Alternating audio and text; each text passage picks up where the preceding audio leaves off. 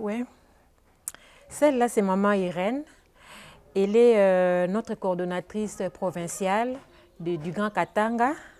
C'est une brave femme. Et là, je sais que c'était au cours d'une activité sur le jeune, je crois. C'était une activité sur les jeunes.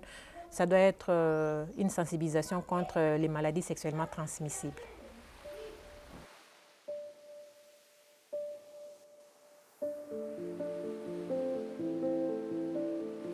Quand on est femme au Congo, c'est vraiment rencontrer beaucoup de défis du fait que notre société, elle est patriarcale.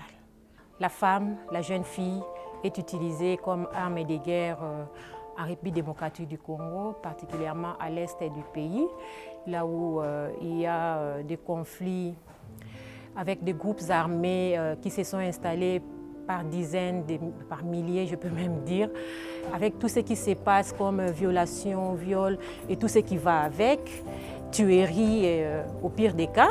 Quand je parle de femmes et de violences faites aux femmes par rapport à mon travail en tant qu'activiste des droits de l'homme et du féminisme, donc je me sens à l'aise de parler de ça, mais avec beaucoup de frustration.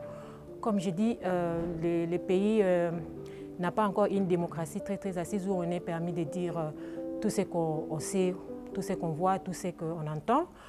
Donc il y a beaucoup de